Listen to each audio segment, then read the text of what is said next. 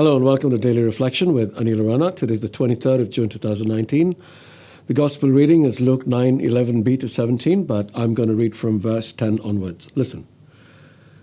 On their return, the apostles told Jesus all they had done. He took them with him and withdrew privately to a city called Bethsaida. When the crowds found out about it, they followed him, and he welcomed them and spoke to them about the kingdom of God and healed those who needed to be cured. The day was drawing to a close, and the 12 came to him and said, "Send the crowd away, so that they may go into the surrounding villages and countryside to lodge and get provisions, for we are here in a deserted place."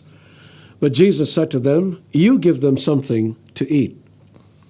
They said, "We have no more than 5 loaves and 2 fish, unless we're to go and buy food for all these people." For they were about 5,000 men. And Jesus said to his disciples, "Make them sit down in groups of about 50 each." They did so and made them all sit down. And taking the 5 loaves and the 2 fish, Jesus looked up to heaven and blessed and broke them and gave them to the disciples to set before the crowd. And all ate and were filled. What was left over was gathered up, 12 baskets of broken pieces. The Gospel of the Lord. This is one of Jesus' most popular miracles, which is to be found in all 4 Gospels. But there are so many lessons to be learned from this story. We'll just reflect on one because I believe it is important for these times. Luke provides an abbreviated version of the story, so I'll use some of the other accounts to fill in some of the blanks. Here is the background. John the Baptist has just been killed, and Jesus is grieving. The apostles have returned from a mission pretty much exhausted. They all decide to take a break from the ministry and go to a solitary place to recoup. They take their usual mode of transport, a boat, hoping that this way they could also duck the crowds following them. However, they don't succeed in losing the people or get the rest they wanted, because when they landed, the crowds were already there.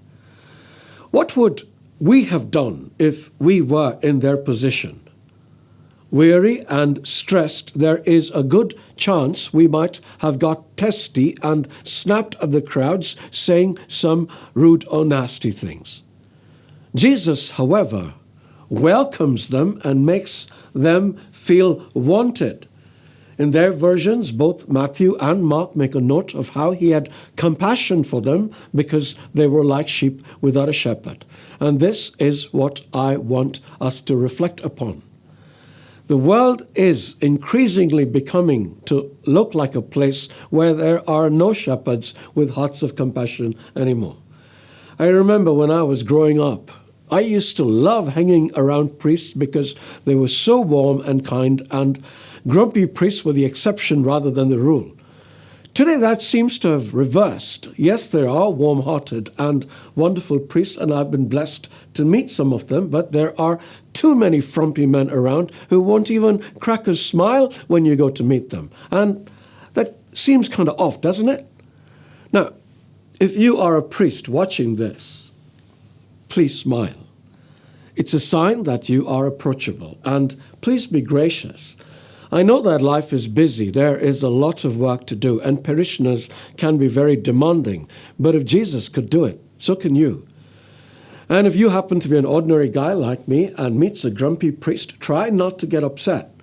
If you get the opportunity, remind him that he is in persona Christi, which means in the person of Christ, which in a metaphysical way means he actually is Christ. I think sometimes they forget, so let's remind them.